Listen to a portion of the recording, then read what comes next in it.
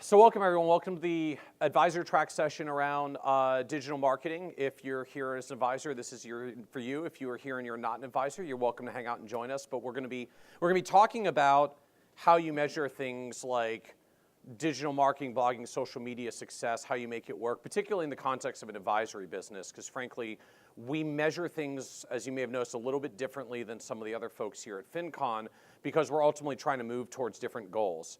A lot of people here at FinCon have business models that at the end of the day are about things like advertising, so they primarily care about just volume of traffic and how many people show up, or they're doing affiliate marketing offers, so they just care about how many people click through to an underlying link to buy something, and it's really easy to tell whether your affiliate marketing is working or not because your affiliate sends you checks or they don't. And it's a little bit messier for us as advisors because ultimately when you're trying to do something like get clients out of this, we're deciding to engage an advisor as a really slow, drawn-out, complex process. Like most people aren't like, I'm up at 2 o'clock in the morning, I can't fall asleep because I just desperately got to get me a financial plan. So I Google around 2 o'clock in the morning and find me a good advisor. Like that's not how most people engage. It's not like visit once, instant transaction kind of thing. Figuring out what's working or not in your social media, blogging, digital marketing efforts is a little bit more complex. So the philosophy of what we're going to talk about here today kind of goes back to the famous Peter Drucker quote, if you can't measure it, you can't manage it. And I find, frankly, the biggest gap that most advisors have in trying to figure out whether their social media marketing is working or not, or the digital marketing is working or not, most of us tend to look at one and only one outcome. How many people come in and said, I want to hire you for my financial advisor. I read about you on the internet. And that's problematic because rarely does someone themselves make like the direct A to B link, like, oh, I know exactly why I hired you because I was typing awesome financial planner and you came up in Google and then I went and worked with you. That's not usually how we engage. But more substantively, part of the problem is that because people tend to engage financial advisors with sort of a long, drawn-out process, I check out a bunch of people, I might even read about them online for a while. By the time they even talk to you, by the time you get that first client inquiry as a phone call or an email, they may have been following you for days, weeks, or months already. And if you're not doing anything to measure the rest of that pipeline coming up, or you're not building around the idea that there's going to be a pipeline, building up to them engaging with you as a client, you'll find that you miss a lot of opportunities along the way, or you won't even be able to tell what's working and what's not. So when we build around this idea that ultimately we're trying to bring not just readers to get page views, I'm gonna harp a couple of times to go through the discussion of what I call vanity metrics, which is things like X people, I got X page views on my website, or I have however many Twitter followers. They're vanity metrics. They don't really matter until and unless they actually lead to someone inquiring about doing business with you, because that's the business that we're in.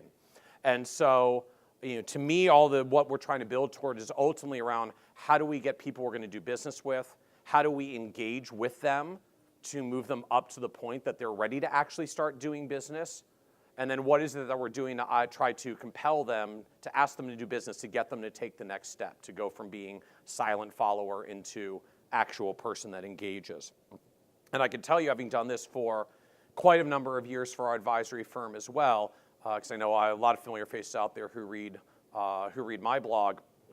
I write for both advisors and for consumers, and we get traffic from both.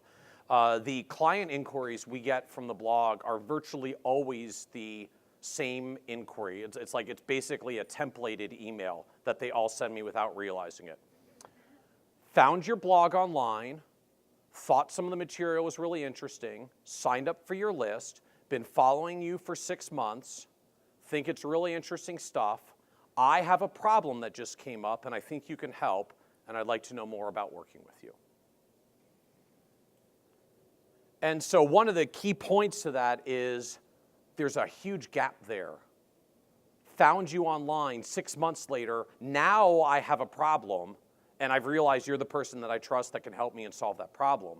But if you weren't doing anything to get them from random connection initially to 6 months later when they actually have a problem, they want to call you and do business with you, you're going to miss the opportunity to turn them into business from the advisor perspective. And so How you know you're making progress. Basically what we're going to be talking about today is primarily Google Analytics. So I'm curious of so how many of you have Google Analytics installed on your website? Okay, so for everybody who didn't raise your hand, that's homework number 1. You need to go get Google Analytics installed on your website. This is the most amazing possible tool that exists for digital marketers, and it's free from Google. All you have to do is actually install it and set it up. If you're working with someone that helps you with your website and you ask them to do this, it should literally be like a less than 5-minute request for them. If they cannot figure out how to do it in less than 5 minutes, you need to fire them and find a real web developer. This is kind of very rudimentary stuff for people that do web developing. I know it's not familiar for most of us, so it's okay if you hadn't done it already, but if you got someone helping out, they should be able to do this very quickly and easily.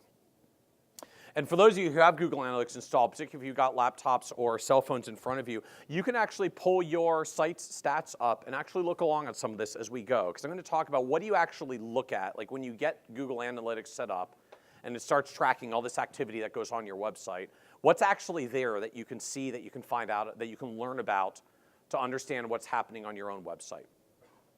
So one of your first opportunities, when you first log into Google Analytics, on the left, I kind of made it on the right here, there's a little dashboard that comes up. You've got some dashboards that you can build, which I'll talk about a little bit later. You can actually see real-time activity on your website, which is kind of a freaky thing. Like, you can actually see real-time who's on your site and like what page are they reading and where do they come from and how many different pages have they clicked. If you're a consumer of surfing around the web, as we all are, it's slightly creepy to realize how much people can actually see about what you're doing on their websites. And one of the first tabs that you'll see is called Google Analytics Audience. And so this tells you what people are doing on your website. And there are kind of 3 core terms that you have to understand when Google talks about audience: users, sessions, and page views. So users are individual human beings. For anybody that's used Google Analytics for a while, they used to call this uniques or unique visitors.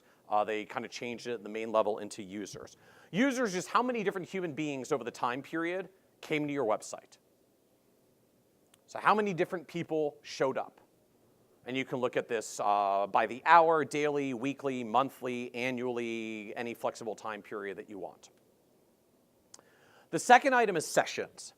Sessions is how many times did a person come to your website and do something in discrete experiences. So if I come and read stuff that you're publishing on your site twice a month, I am 1 user, I am 2 sessions, because I came once and then I came back again 2 weeks later. And Google has a lot of kind of rules that they've set up to determine when does one session begin and another one end. Like if I come to your website and look around and stuff for a while and then I leave and I come back 2 hours later, am I still kind of the same person the same day, or was that 2 separate sessions? They've got some metrics around how they build it. You can trust their data. It's reasonable enough for what we do here. But sessions is a measure of how many times are people coming to your site. So by definition, sessions will always be bigger than users. If every person who ever visits your site visits it once and only once, the numbers will be equal. In practice, at least some people, hopefully, come back periodically. And so you'll see some number of sessions that's bigger than the number of users because some of your visitors are coming back.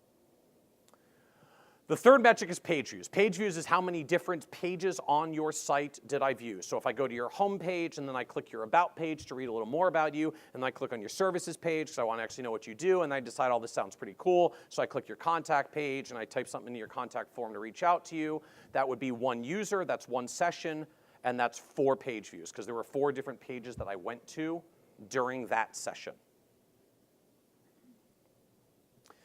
Now, once you've got those core stats, there's a few others that can be very helpful to look at that Google tracks for you automatically.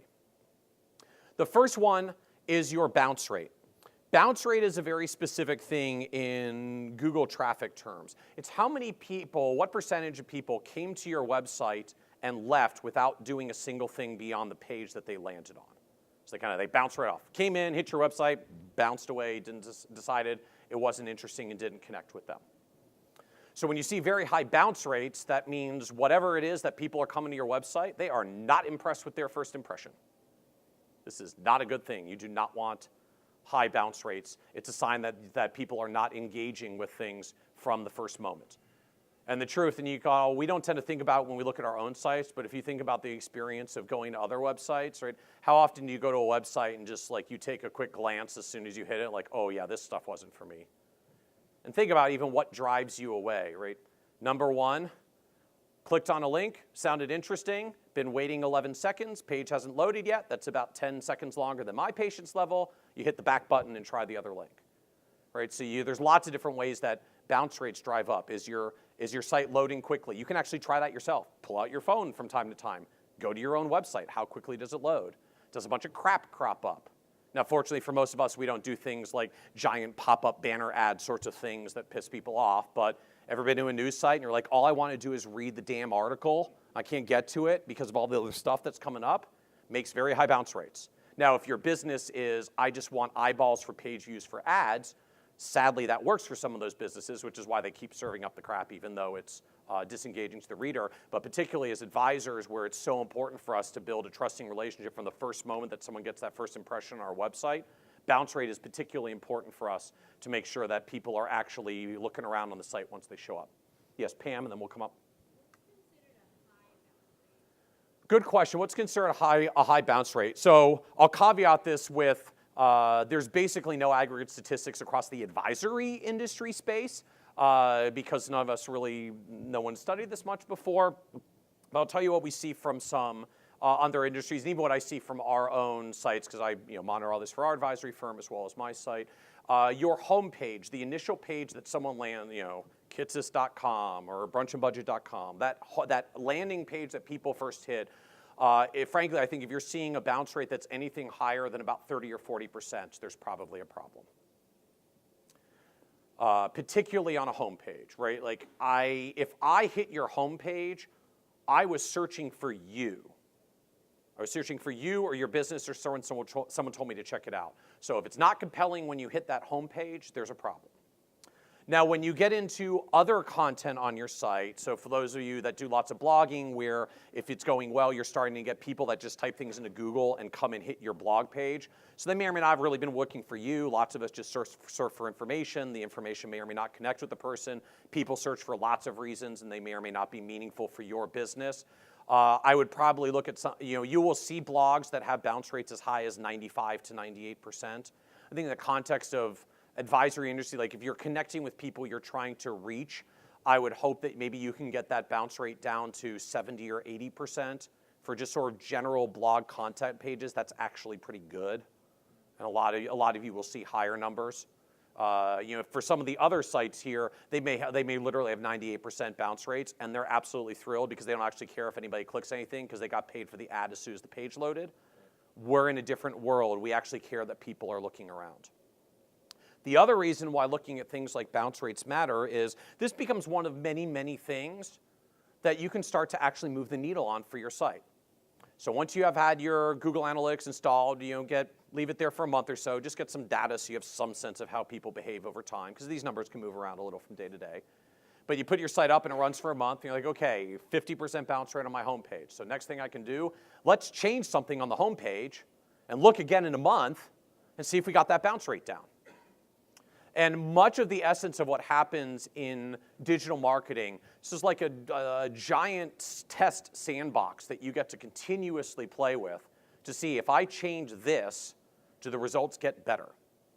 And it's actually a striking thing because most of what we do in marketing, like I don't see enough people walking around on the street to do like controlled high volume tests of like, so if I use this as the first sentence I say when I meet a prospect, does it work better? I'd have to meet a lifetime of prospects to do a good test and get a decent sample size. The number of people that surf around the web means you can actually do pretty regular tests. And the larger your website gets, the more people that come to visit it, the more tests you can run. I'll show you a little bit of what we've done later, even on our site. But if you search around even on Kitces.com, at any particular time, we're running anywhere from 2 to 4 different tests on some pages we tried changing the wording a little. Does that move the needle at all? We tried a different button. Once you've got enough volume, you can even try things like, geez, does the color of contact me actually change the results? The color of the little button. And the answer you'll find is it actually does. It's not a huge percentage, but if your site traffic gets up enough, suddenly very, very small changes in percentages are actually really material. Because the reality for almost any advisory firm, if you're doing a fantastic, amazing job, you might find out that at the end of the day, only 99% of people leave your website without contacting you. Because if 1% of them do, that's actually an enormous number of people, enormous number of prospects that you will get. And it's one of the things that's hard to adjust in sort of the advisory world for how most of us are used to engaging with people. Or like, if I saw 100 prospects and 99 of them said no, I will probably have quit my business by now because I'm so depressed. In a digital marketing world where the volume is higher, if only 99% of people say no, you will not be able to handle the volume of prospects that are coming through. And it's a very interesting mindset change that you have to go into of how can we move the needle in small increments. The other effect that you'll start seeing that you can begin to monitor as well, and I'll talk about a lot of different stats that you can monitor. So bounce rate is one. The other one that you can start to pay attention to is starting to look at some of these metrics as ratios. So things like how many pages per session. So I can look at my page views and I can look at my sessions. So if I divide page views into sessions, what do I get as a ratio? It's like on average, when someone comes to my site, how many different pages do they look at? If they come and just look at two, so they came, they looked at me, they looked at my about page, and then they left. Well, it's helpful to know that the first thing they do is look at my about page, and apparently I am so not interesting in how I describe myself that nobody wants to look any further once they read about me. So I might need to fix my about page. I think particularly for us advisors and how we tend to lay out our sites, where there's usually a home page, there's an about page, there's a something about our services, maybe there's even a couple pages about our services, there's a contact page. You probably want to see numbers, like ideally I want to at least see 3 or 4 page views per session, particularly for anybody that came in off my homepage. That at least means they came, they were interested in looking around, they looked at more than one thing, and were just like, oh, this site sucks, or this person's uninteresting, and moved on. That's a promising sign. If I go and look, and I, on average, only 1.2 people, 1.2 pages for every session, it's like only 20% of people even bother to go to a second page after the first. This is not good. It'll be partially correlated with bounce rate, but there's still a big difference between I have a low bounce rate because everybody goes to one other page and then thinks I'm a loser, versus they come to my site and I have a low bounce rate because everyone's looking at 7 pages and like they're reading everything about my business. That suggests they're very engaged, which means they're really, someone out there is thinking about doing business with me. Yes, sir. I'm relatively new to the analytics and how to judge everything. Yep. What are your experiences with the spam people coming and searching out your website and taking those numbers out to get the correct page views that you see? Yeah, good question. So there are a couple of different things that you'll see when you start looking through your Google Analytics, pardon me, and the audiences that are there in the acquisition, which we'll talk about in a moment. So there are people who really came to your site. There are what are called spiders or crawlers, which are basically various forms of search engines that are just continuously crawling the internet to do all the indexing that happens. Generally, spiders get pulled out of the metrics by the time you see Google Analytics. So if you ever do something like you get to your underlying server itself and you have the server tell you how much activity there is, you'll find out the activity is drastically higher than what Google Analytics says. And the reason is that Google automatically strips out automated bots that are just surfing the web to index the web. So it's very helpful. However, there are a couple of spamming sites that are out there. Frankly, they're continuously changing and rotating, so it's kind of a whack-a-mole game even for Google to stamp them out, that send you essentially fake traffic because their actual strategy is you'll see this website name you've never seen before in your Google Analytics report, and you're like, oh, what is this? And you type the URL into Google to see who was sending you traffic, and they're like, awesome, we just got you to check out our website. And like that was actually their strategy all along. You usually don't see huge numbers for this, but you might see like 10 people came from this site on one day and 17 came from another. Ultimately, you have two options. You can actually, probably the kind of thing I would have a web developer help you out with. You can actually set up an exclusion list in your Google admin settings that stamps those out, that just says, any traffic that comes from this, just ignore it because I know it's a fake site. That was just mucking up my numbers a little bit. So you have the option of doing that. I'll talk about a little later as well. You can also set up filters within Google Analytics to say, just show me all the data, excluding all the traffic from these 3 sites that I knew were junk. It's a little bit of a nuisance whack-a-mole game. As your site grows, frankly, you'll find that you can ignore that because it's not going to be a material impact on your numbers. Early on, though, it may be helpful to try to look specifically at like, what was my traffic excluding this? So other things to look at when you're looking at your Google audience. First is user count. Is your user count growing? Now, day to day, even week to week, these numbers are kind of bumpy, but if you start looking month to month, if I look back 3 months later or 6 months later, the number of people that's showing up on my website more than it used to be. It's kind of a relatively fundamental metric, but it's a weird phenomenon that we're so used to what it's like when someone comes into our office or calls us or emails us or has some direct interaction. When people are just surfing the web, and it happens to be your little digital place on the web, we get no perspective as to how many people are actually going around and coming through. And frankly, even sometimes how high the numbers are. Even for advisory firms with very, very small websites and almost no presence, you could easily find a few hundred people show up on your website. And it feels like no activity is happening because you may not even get an inquiry from any of those 100 people. But if 500 people came through your office in a particular month, you go, holy crap, look at all the people. 500 people come through our website, you wouldn't even know unless you went and looked it up here. But you can start taking a look. Is my user count growing? Are there particular times that they come during the day and week? So this depends a little bit on who you work with, who your target client is, what sort of audience you have, if you've got a particular niche. So our main blog on Kitces.com is targeted heavily at financial advisors. We work during the weekdays. We like to chill out on the weekends. So I look at my weekly traffic, and my weekly traffic is just weekend. It's just like a curve that just moves up and down, because we're creatures of habit, and we have very steady behaviors. Depending on what kind of clients you work with, you may see different patterns. If you work with, if your niche is working with young parents, I'm going to bet you see a whole lot of traffic during the evenings and weekends, because that's when they got a few minutes. 9 o'clock after the kids go to sleep is when they finally go online to get their finances sorted out. So that might be when you see a lot of your activity. Yes?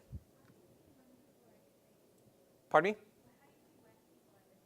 How do you see when people are visiting? So there's actually, in the breakdowns in the audience tab, you can actually select whether you want to look at activity monthly, weekly, daily, or hourly. In order to see hourly, you have to look at the current day.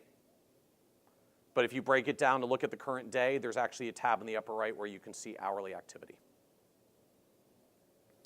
And again, are they looking around your site? Are they bouncing around to multiple pages? Are they actually checking out all that you've got to talk about? Or are they just hitting one page and leaving, which says maybe something is not connecting well? Do you need a different button? Do you need some piece there, or some button that says at the bottom of the article, did you like this? Check out more of what we've got by clicking here. And then look and see, does that change the activity that you have on your site? Other areas to look at in Google Analytics. Once you get past audience, so how many people are coming and how many pages do they visit, the next area is what's called the acquisition tab. So acquisition is, where do they come from? How did they actually find and get to your site? And you get a handy little pie chart that might look something like this, with a couple of different categories of where your traffic comes from. The big one for most people is organic search. So someone types something into Google, technically it'd be Google or Bing or Yahoo, but Google's going to be most of it. Someone typed a question or a thing into a search engine, and you came up as the answer. Email is some kind of automated email went out that had this embedded as a link, and the person clicked on the link. Particularly if you're using email marketing programs like MailChimp, Aweber, ConvertKit, all of those, all of that traffic, if you've got a mailing list, will get tagged to email. I'm going to come back to the one in the middle. The next one is referral traffic. Referral traffic is some other website referred to yours, and someone clicked on that link to come through. So this gets very helpful. When we get mentions in the media, this is where they show up. So like someone mentioned my website or an article I wrote, you can actually see in your referral traffic, like, wow, someone mentioned my thing on Reddit, because like 75 people showed up from Reddit today. And you can actually see all of that in your referral sources.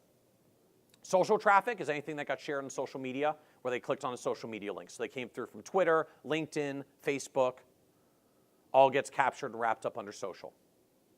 You may see a small category for paid search if you're actually doing things like paid Google ads. Most advisors are not. I wouldn't even worry about that as you're getting started right now, but that gets captured. And then the last category, try to skip to the middle, is the one that's called direct. It's kind of a confusing label. Direct in Google Analytics terms means we can't figure out which of these categories they came from, so this is kind of the catch-all, can't actually tell where they came from. Google does pretty good, or I should say the way that internet links get built these days, do a pretty good job of figuring out how people got there, but they can't always track the source. Sometimes it can't be tracked if you're actually doing an incognito browser. If you've got a bunch of the blockers set up in your browsers, the browser doesn't tell where you came from and what you were doing, so Google Analytics can't figure it out. If someone just emails what's called a cold link, so I didn't send you, you didn't get the link to my blog post because you got it through my MailChimp list. You got it because a friend of yours just copy and pasted a link out of their browser and said here, check this article out, and hit paste and sent it to you. That shows up as direct traffic because Google can't actually tell that you were using an email browser when you were using email when your web browser first opened. It doesn't know what caused it to open. Depending on the nature of the of how your stuff gets shared, some sites have direct traffic that's as low as 10%. Some might be as high as 30 or 40 or 50%. And it's a little bit harder to figure out where people are coming from. In the back, and then we'll come up. Good question. Other category, so direct is sort of the untrackable source. Other are just pieces that don't fit into any of the rest. The most common stuff you'll see that show up in other, when you get a little more sophisticated with this, you can actually set up your own tracking codes, your own labels about using UTM codes. And so UTM codes that don't fit anything else, that don't fit in the other categories, you can force it into another category, which if you want to track certain activities that you're doing becomes helpful. It's I know someone that he hands out those, what are they called, QR scan codes. And the scan code has a unique UTM label that basically says it was from a QR code, and it gets stuffed into other. Yes, sir? What happens if someone has typed in www.kitces.com? Good question. If someone just cold types the website in, that also shows up in direct. That was sort of the truest form of direct traffic. They showed up directly because they literally just typed your URL in and hit enter, and here they came. But things like people directly typing, sharing out links in emails often show up that way as well. Yes? Follow-up. Is there any percentage where you'd like to see organic search coming from? Is there an ideal number? Good question. Is there any percentage of how much you want to see organic search coming from? Yes and no. I mean, no, there's really no ideal number. If you have a real, sort of in general digital marketing terms, if you have a really good funnel that's figured out how to get people to come to your site because they're searching for answers to their problems, and then you take them through a process where they read one article and then they read another, and then they decide you're awesome, and then they want to move on and do business with you, and you're really good at doing that, you're like, I want 99% of my traffic to be organic because I'm really awesome at turning those people into business. If your focus is elsewhere, actually, I don't really care about organic traffic. I'm trying to build a community on Facebook, and we do lots of sharing on Facebook, and I want all of my stuff to go viral within Facebook. I don't give a crap about organic search traffic. I'm trying to build on Facebook. I want to see the social thing be huge because that's where I'm trying to build my community. So a lot of it kind of comes to where are you actually trying to build in the first place, and what do you want to do determines a lot of those metrics. So I'm in a world where I'm trying to build a site and convert and bring people into an ongoing community. So our traffic usually bounces around somewhere between 40 and 50% of organic search. Organic search is 40 or 50% of our traffic.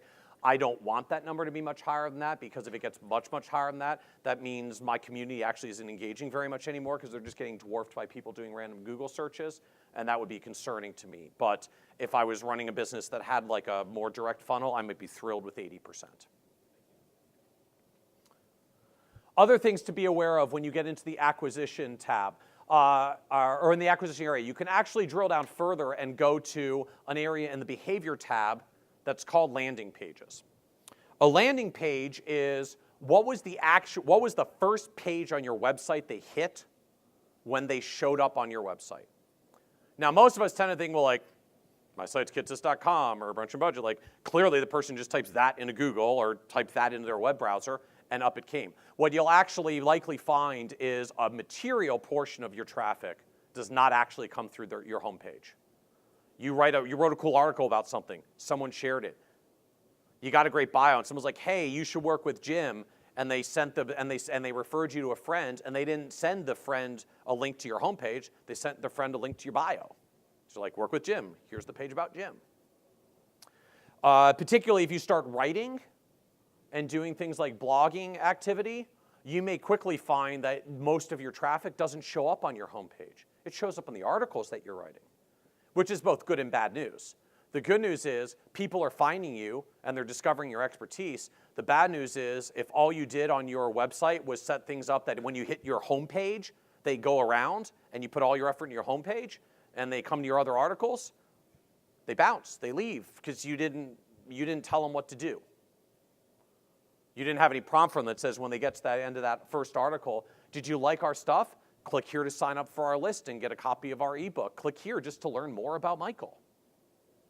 If you don't give them a trail of where to go, they may leave because it may sound ridiculously petty, but if you kind of think about it for yourself, if you read a good article and you get to the end, have you ever kind of wondered, what am I supposed to do next? Right, most of the time we don't really know, so we all do the same thing. We hit the back button, we go and read another article. So what are you doing to prompt people at the end? When you start looking at your landing pages, you can see where people are showing up. I still remember the first time we actually did this for our advisory firm. You know, we had been writing and posting articles for a little while, but our marketing person actually hadn't been spending any time looking at what the landing pages and the activity was. And it turned out like, so we're in Maryland. Maryland is one of the higher tax rate states in the country. So lots of our clients retire and go to Florida because they just want to avoid the 9.5% Maryland state and local sales taxes. So we wrote an article a ways back of how to change, basically what you have to do to change your residency from Maryland to Florida. And it turned out that almost 50% of all Google activity for our entire website were people that were hitting the how to change your residency to Florida page. It's like, wow, we probably need to make a more specialized thing on this page. Like, want to work with an advisor who knows how to help you make transitions like moving to Florida? Click here. We're based in Maryland and we have offices in Florida and we'd love to work with you because we actually do. But nobody even realized that like, oh, this is actually where a lot of our people are going. Maybe I should make a specific message for that page. More targeted, more specifically. I can't make a unique message for every single page on my website, or I'm going to go bonkers with the number of pages. But if I know that there's a particular article that's become very, very popular, I can certainly make a targeted message for that one. Now you can also filter these further. So at the top of Google, there's actually a little drop-down button where you can hit Add Segment. And you can start looking in further detail. You can actually select things like, just show me where people are going from organic search traffic. So not just where do people go on my site overall, but where do people go who specifically were searching around in Google. Then I can filter it by things like social traffic. All right, well, this is my #1 article when people search around on Google, but this is actually the primary one that people like hitting the share button for. So maybe there's something going on there where I need to focus a little bit more of my marketing efforts because people have actually found that content to be interesting and they're sharing it around.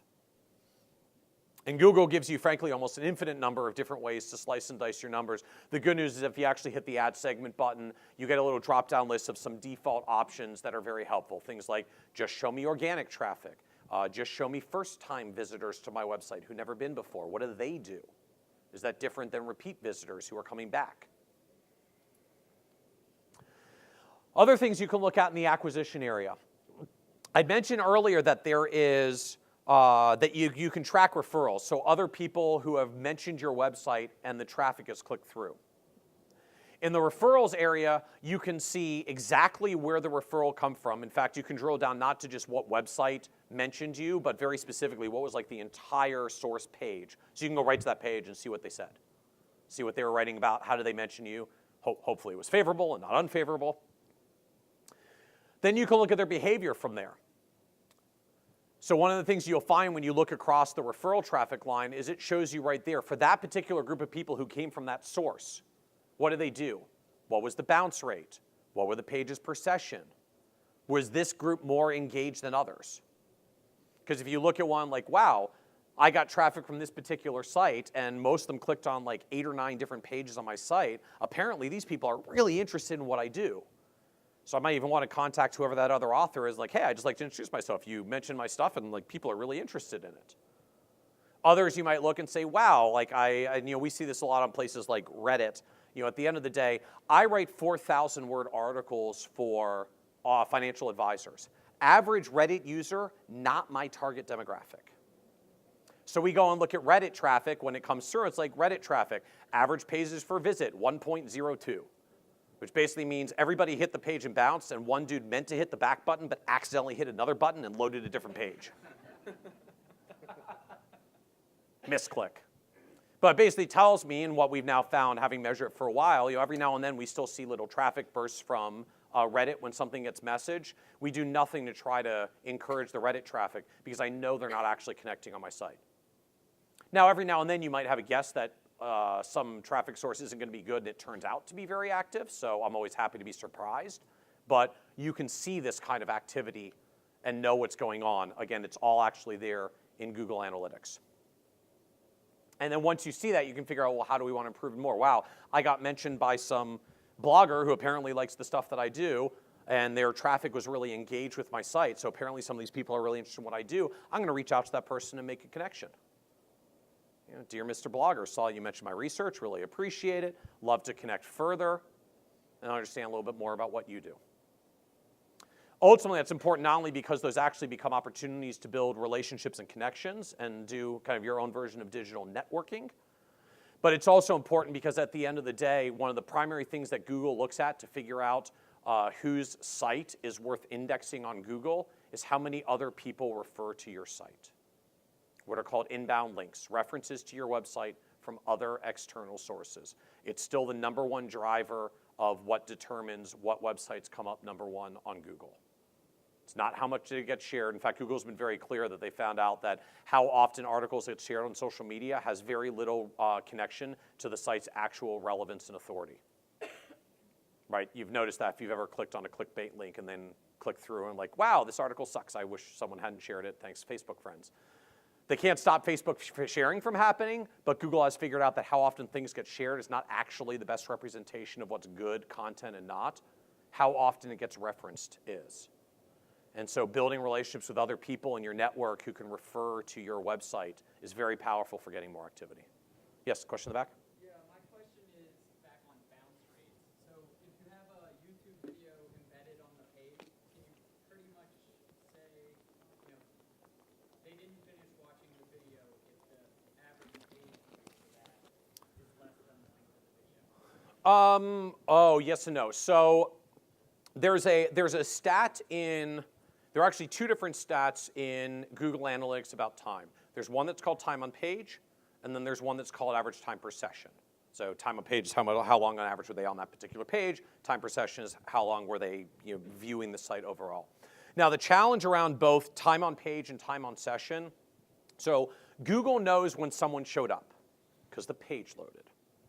They don't necessarily know when someone left because there's no event that occurs on your website when someone's like, yeah, this sucks, close browser. Google has no way to tell. So it can only tell if they do a second thing after the first. They click to another page, they do something on the page, they click a start button, they click a stop button. They have to have a second event. So what that means in practice is it's actually very difficult to get a sense of things like, are people watching my whole YouTube video based on the time on page metric in Google? Because ironically, if they sit there and they watch the whole video and they're like, that was awesome, I'm going to bookmark this page and then come back another time, and then they leave, Google will show your time on page is 0. Because it saw the start event and didn't see a second event to close it out, and so it doesn't know how to measure the time duration. Now, this is indirectly why if you're doing things like using video, one of the most powerful things is embed the video from a source like YouTube or a private source like Vimeo and look at those metrics about how long people watch the video, because YouTube and Vimeo and all the rest track it. That data for things like how long are people watching the videos on my website, that video-based data is way more accurate than the actual time on page or time per session metrics that come out of Google Analytics. I find the Google Analytics numbers helpful to just get some sense of which pages are more popular than others. So I don't look at our site and say like, wow, this is the most awesome article I've ever written. People spent 7 minutes on the article on average. But I might look and say, all right, this article does 7 minutes and a whole bunch of the others do 4. So apparently this one was, and if they were otherwise similar length, I know like this one apparently is particularly engaging because people are hanging out a lot longer there. So at least for what we found in practice, I find it much more valuable as a relative metric. People like these articles more than these others because they tend to hang out more and do more things on that page than it is to just look at the actual absolute number. I mean, like, man, I had a 5-minute article, but only 4 minutes average time on page. Apparently, no one actually likes this video. It's not a good measure because it's including a bunch of couldn't determine total session length because person just closed browser kinds of dynamics. And it's worth noting for anybody that wants to get in the slightly more advanced version, there are ways that you can embed event tracking into your page to capture more activities on the page than what Google tends to measure by default. So you can try to track more of those intra-page events. Not something you would probably program as an advisor, but you can ask anyone that works with you on the web development side about setting up more event tracking, and they should be able to help out with some of that. So, things like most websites by default, if someone clicks a social share button, it's not actually tracked as an event by default, but you can set it up that way to track as an event. So now I can tell things like, hang out on my page, read it for 3 minutes, then hit a share button. I know when you started, I know when you hit the share button. Now I can actually measure how long you were on the page, kind of thing. Other things that you can look at, one of the cool areas that Google actually has is a thing called Inpage Analytics. They've adapted a little bit how it looks like since I kind of made this image originally, but it still looks pretty similar. What Inpage Analytics lets you do is go to any page in your website, and it will actually tell you when people are on this page, what do they click to go somewhere else. And I find this particularly helpful when you do it on your homepage. So if you go to your homepage and you look at Google's Inpage Analytics, you can see, so when people show up, what do they click on first? What do they actually do? Is the first thing they tend to do go to your About page? Do they tend to go to your Services page? Do they go somewhere else? Sometimes I find people have this set up and then get very surprised. They look at their in-page analytics and they're like, why are people going to that page? I don't even know why they're clicking on that. Sometimes people even get surprised. They find out like, wow, the number one page that people actually go to is the contact page. And then they go to their contact page and see, well, what are people actually clicking on? And it turns out the primary thing they're clicking on is they were just trying to look up your damn phone number. So they want to call you. They forgot the phone number. You don't have it anywhere. So you want to make your site even more useful for your clients? Put your phone number on the home page because apparently they're looking for it. So you can find all sorts of helpful information like that. But just see what do they navigate around to. And I find for advisory firms in particular, it's really interesting to see things like, so what do they go to first? The page that's about you, the page that's about your services, some other link that you have on your homepage, download our ebook. How many people are actually clicking on that? Where are they going? What are they clicking on? That starts giving you a sense of what do they actually care about first, which is important in 2 ways. A, if that's the thing they like, you might want to make it even more prominent. If that's not the thing you actually wanted them to do, you might want to change how your website's designed. And if that's where you're going, then when you're trying to figure out which page should I start editing first to try to make my site a little bit better, you know where to go. If they mostly click on your services page and then they go away, I go and spend a whole lot of time on your services page trying to figure out, it's like, why doesn't anybody do anything after they look at my services? Am I that not compelling? Or does it not have all the information they need? Are they reading the services, but then they don't know what to do next because I didn't put a little thing at the bottom of my services page that says, interested in learning more? Click here to contact us. Right? Did you actually tell them what to do next? Yes? Perhaps a stupid question. How would you know if they clicked on your services page and did nothing after that? Would that be through the in-page analytics? Not directly off the in-page analytics. You'll kind of see it from 2 places. One, you can look at your overall clicks per session. 2, you can actually look at specifically things like bounce rate and activity for people that hit that page. That's a filter that you can set up and then see what kind of subsequent activity they have. The other way you can tell about them not moving forward, which I'll talk about in a few minutes, is you can look at setting up goals about what happened, how did people actually contact you, and what did they look at coming up to that point, and you can see whether they're going to that page and stopping or going to that page and continuing. Now, once you start doing this regularly, looking at your stats regularly. I'd encourage as a minimum starting point, you should be logging your Google Analytics once a month to take a look at what's going on. Once you start finding some traction, you'll probably want to look at least once a week. Just kind of see what's going on. You're going to spend like 3 hours in there. We're all busy, but take a quick look. Make sure you don't miss out something interesting like, wow, we had a giant spike of traffic because some blogger mentioned something we're doing. Someone here at FinCon that we met mentioned us and sent a whole bunch of people, and I didn't even realize that it happened, but I should probably reach out and say thank you. Ultimately, if you get enough activity, you may find you're looking even more often. Because we have so much going on the site, I literally look daily at this point. Now, if you're going to look daily, or even weekly or monthly, at some point it gets kind of tedious clicking around all the different areas that I just mentioned here. So you can actually make a dashboard. Google Analytics has all of this built in. In fact, any particular report that you're looking at anywhere in all the different Google Analytics, there's a button in the upper left that you can click that says Save to Dashboard. And then you just click once on your dashboard, and it lists out all of those different things you look at regularly. So if you like to regularly look at your audience and your pages per session and your bounce rate, you can set up a dashboard that has all three of those. So now you don't have to click through to all different places. You just go to one dashboard, and all of it comes up. Just click an Add to Dashboard button for anything in particular that you're looking at. We ultimately run most of the business now. We have 2 different dashboards that we use just because we had more stuff that we wanted to track than fit on one, so we made a second. You can only fit, I think it's 11 or 12 reports on one dashboard, and you got to make a second one.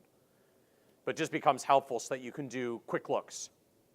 Right? I don't want to spend a ton of time going through all this because I got a lot of other stuff going on, but a single page where all I have to do is hit refresh and just see here's the stats for the day gives me a quick, easy way to look at what's going on and see what's working or what's not.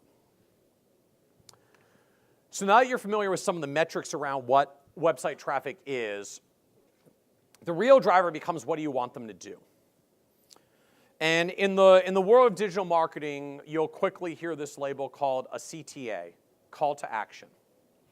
I've mentioned a few of them as we've gone. What do you actually want people to do once they've shown up on your website?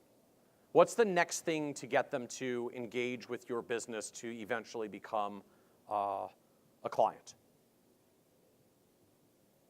And you can think about that. Now, a lot of us are like, oh, well, that's easy. I want them to call and schedule an appointment. Anybody ever gone to buy a product and gotten really excited to enter their name and phone number in for a salesperson to call? Anybody? Anybody like doing that?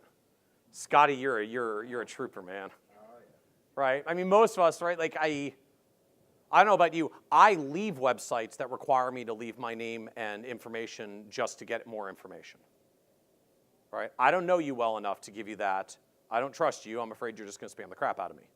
So, I find one of the biggest blocking points for advisors, basically the only thing a person could actually do at the end of checking out our site, if they absolutely love everything that you do, the only option is your contact page where they type their name and their phone number and their email address and give away the world to you so they can get more information. It's a very weak call to action. It's too big of a trust jump for most people to go that far all at once. And it's not even clear that you're supposed to do that because some of us, there's not even a contact button up on the main navigation bar. Like they would have to actually search just to figure out how to contact you. So do you have some kind of call to action, and what is it that you want them to do? Do you want them to contact you through the website? Do you just want them to sign up for an email list? Right? I know, contacting me and giving me all your stuff at once is too much. I know some firms are like, the only way you can move forward after you've checked out their stuff, name, phone number, email address, and net worth, because I want to make sure you got money before I call you back. Because that's appealing to someone with money. Right? It's like, please insert your information here, and it would be helpful if you could draw a bullseye on yourself if appropriate. Can't figure out why no one contacts me on my website. Right? Most people need something more gradual. So it might just be sign up for a mailing list. All you got to do is an email address and your first name, just so at least the emails say Dear Jim instead of Dear blank. After you got my emails for 6 months, then I'm going to send you a follow-up email that says, hey, you've been reading our stuff for a while. Just want you to be aware, in addition to all the content that we give away for free, we also help a select number of people to implement this themselves. And if you ever want any help, we're here. But I can't send them that after they've gotten to trust me over 6 months, unless I get them to sign up for my email list, So I can send them 6 months worth of emails. So what are you inviting them to do? Do you have the right tools to help them to do this? So a couple that I'll recommend that are out there for building things like email lists. SumoMe, who's actually here. In fact, their founder will be doing the afternoon keynote, Noah Kagan. Lots of different helpful tools that they've got. You can make a little bar across the top that says, click here for more information. You can make a little box that pops up if you're so inclined. You can have a little box that scrolls up from the bottom. It's actually rather amazing how many different ways you can invite someone to offer their email address to you. What are you giving them in response, right? Put your email address here so we can spam you forever is not very appealing. But you're looking for expert information on Social Security, enter your email address here and we'll give you our guide to the 6 crucial steps that you need to think about before you possibly do any Social Security decisions. All right, that sounds helpful. I'll turn over my email address for that. So what are you giving in response? What are you giving in exchange for asking someone for an email address so that maybe in the future they're ready to take the next step and actually contact you directly for a meeting? Another one that I recommend is called Lead Pages. Lead Pages is particularly for making what are called landing pages. So as opposed to people type stuff into Google and hit a particular page, you might say, go to an event, get a seminar opportunity, and then have an outcome for the seminar that says, all right, well, everyone who came to my seminar can go here to download this free worksheet that we're giving out. The nice thing about Lead Pages, they make it ridiculously easy to just set up a little standalone page. You can drag and drop your picture in there, a little box that says sign up here to get the item. You just upload the item to them. They automate the email out. So they make it really easy to make dedicated landing pages where you want people to go to a particular place and take a particular action. Now, ultimately, you still have to track this.